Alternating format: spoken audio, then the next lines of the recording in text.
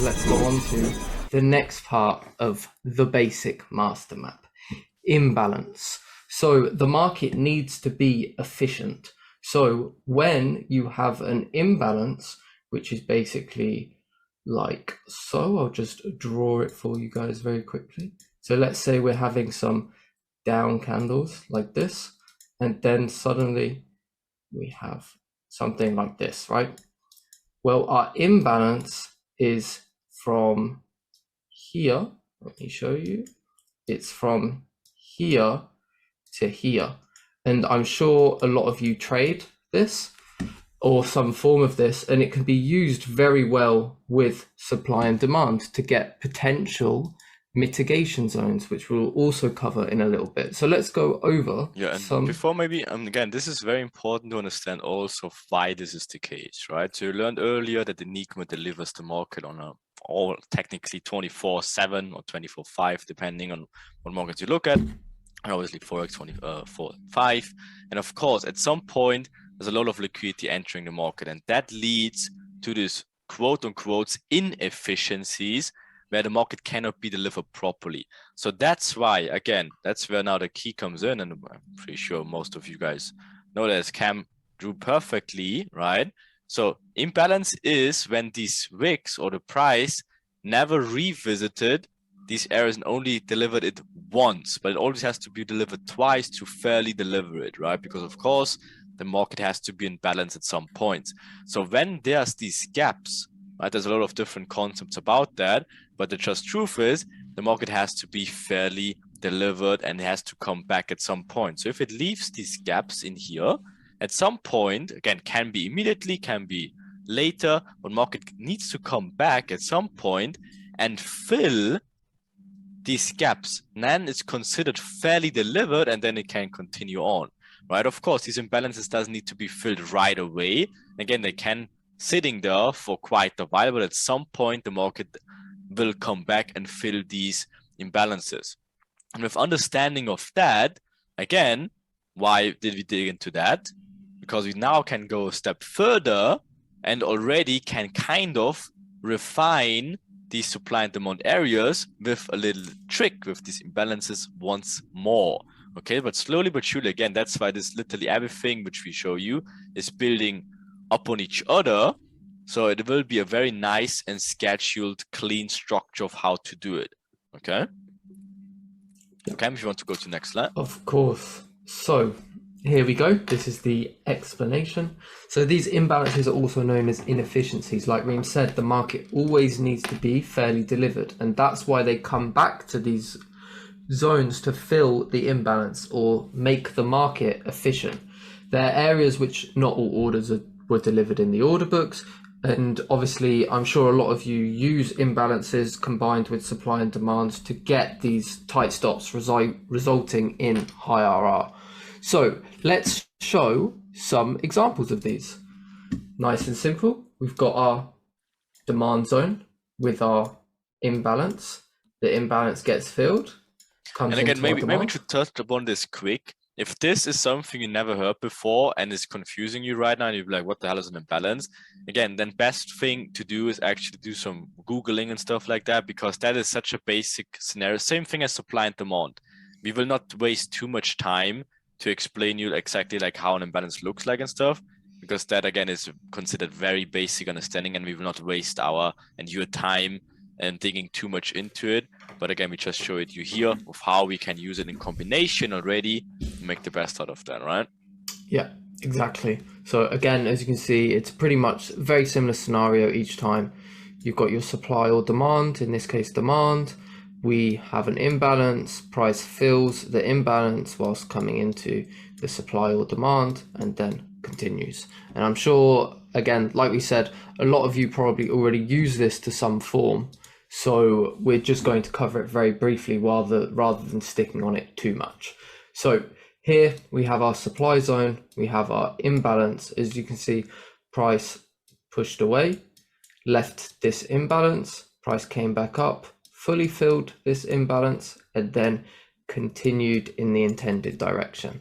Here, same again, imbalance, price comes back, fills that within the within the demand zone overall, and then after it comes back, it continues in the intended direction. Let's go over some more. Same, imbalance gets filled, continues in the intended direction. Same as this one here, and as you can see, again, we'll get into these obviously, but I don't want to rush in too much. We're just wanting to make sure everyone's at the same point, because obviously not all of you will have traded some form of smart money or anything like that. But as you can see, we create our zone, we push away, we leave our imbalance, price come back, fills the imbalance, and then again, same as always, goes in the intended if direction. you go maybe back again to cover it maybe for the ones who have not heard about it. Again, it's always when you need 3 candles for that. That's technically it, right? Again, you see here, this candle, this wick does not connect with this wick, right? And of course, this in here is the imbalance. And as you can see, comes back, fills this imbalance, right? Perfect. And then continues low. If you check all the wicks all the time, it's always connected. And you see here, leaves a gap. What does it do? Comes back, fills this gap, right? And obviously continues lower. Same thing here as Cam showed. Here, right? Leaves the imbalance, push lower, fills the imbalance, comes back, right? And of course, even here, for example, now this is where market left a gap still, right? You see, this is the wick, right? But the next fill is only here, right? So you technically still have overall this gap left, right? But again, if you look all in here, everything is properly delivered. Even here, perfect, delivered. Here, for example, you have mini imbalances left, right? And here, for example, mini imbalances left until this point. It was like here, right? But guess what? Comes back again, fills that. Same thing here. So you always have to be patient about these imbalances where they are. But as you already can see, if you just look at this randomly and look for imbalances, you're getting smoked all over again, right? So that's why he's saying we don't want to bore you too much of what these imbalances are. But again, just to cover very briefly again what an imbalance looks like. And again, already saw, we just combine it if it's some sort of supply and demand area. Then again, as we saw in here, this is some sort of supply and demand area in here. Then we leave the imbalance. Then it becomes interesting because it should tap back into. Again, if you just look randomly at the supply in these imbalance areas without being supply demand, it really doesn't really work out that much. And that's why we don't focus on it specifically, but just to show you briefly of what this is, because it of course can and will become later a little bit more important if you refine it a little bit more. Right? Yep, exactly. And like Reem said, we're not going to be using even supply and demand. We don't just use that on its own. There's loads of confluences that we're about to get into. So let's continue.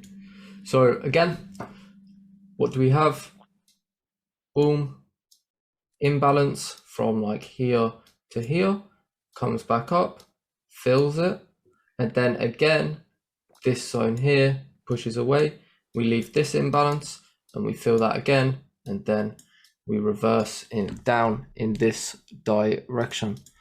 Just a couple more examples to go over.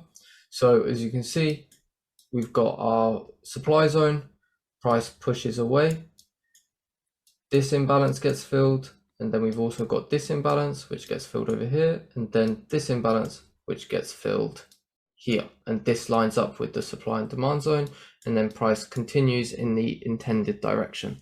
Same again over here. This is our supply zone, price pushes away, we've got this imbalance, and then we've also got this imbalance up here that lines up with our supply zone. Price comes in, taps into the imbalance, continues lower. Just got a few more examples. So again, price pushes away, leaves an imbalance, we come up, we fill that imbalance into the supply zone before continuing. And also notice how all of these imbalances here get filled. And then here, obviously, we do leave a little one, but the most part, they all get filled and we are trading a efficient market. So again, last one, what do we have? Same as always, we've got our demand zone, which leaves this clean imbalance. We even build some kind of liquidity. We'll go over that later as well. Price fills the imbalance, comes into the demand, and then obviously continues, or in this case, it's likely a reversal upwards.